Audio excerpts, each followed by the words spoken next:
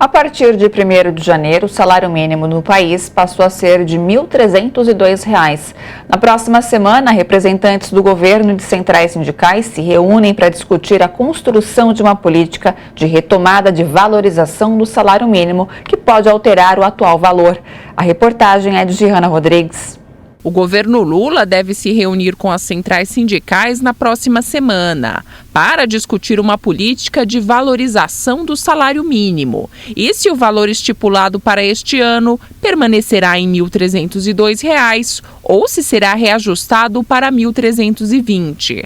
A valorização também é importante para as negociações coletivas. O salário mínimo tem um papel importantíssimo na negociação salarial. Por quê? Porque é muito melhor você negociar um piso salarial de categoria com um salário mínimo mais elevado, no sentido de que você pode dizer eu quero 10, 15%, reivindicar 10, 15% acima do salário mínimo, tá certo? Ao invés de negociar um piso salarial com um salário mínimo muito desvalorizado. Isso é dizer que eu quero um piso salarial de 40%. Superior ao salário mínimo, de tal modo que o salário mínimo é um instrumento de organização da renda na economia fundamental. Uma verba de 6 bilhões e 800 milhões de reais tinha sido reservada para adiantar o reajuste do salário mínimo para R$ 1.320 já em janeiro. Mas com a chegada de novos beneficiários do INSS no segundo semestre do ano passado, o governo precisaria de mais de o dobro do que foi reservado para bancar um aumento maior já neste mês. Depois, quando chegou na época da campanha eleitoral, no final da campanha eleitoral, ele pegou e liberou, vamos dizer que ele liberou aí, o número que consta para mim hoje nessa fila do INSS são 5,5 milhões de brasileiros, segundo os dados do Instituto Brasileiro de Direito Previdenciário. Se não me falha a memória, esse é o número já.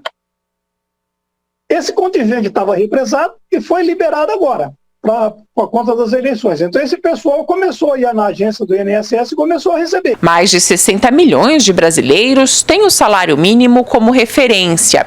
E mesmo com a reposição da inflação, o brasileiro sofre com a perda de poder de compra na alimentação. Recuperar o salário mínimo também é essencial para combater a fome. Para o combate à fome, a política do salário mínimo é uma política tão importante, talvez, ou talvez até mais importante.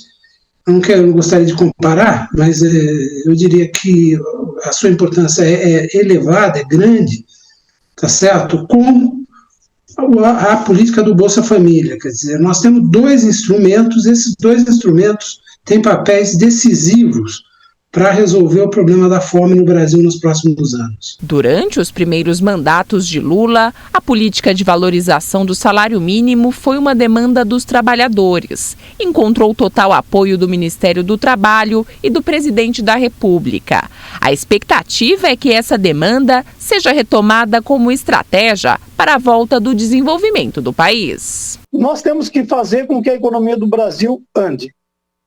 A grande maioria dos aposentados que ganham salário mínimo, e se não me engano o quadro gira em torno de 65% a 70% do nosso número de aposentados, estão dentro dessa faixa de recebimento de salário, dentro do salário mínimo.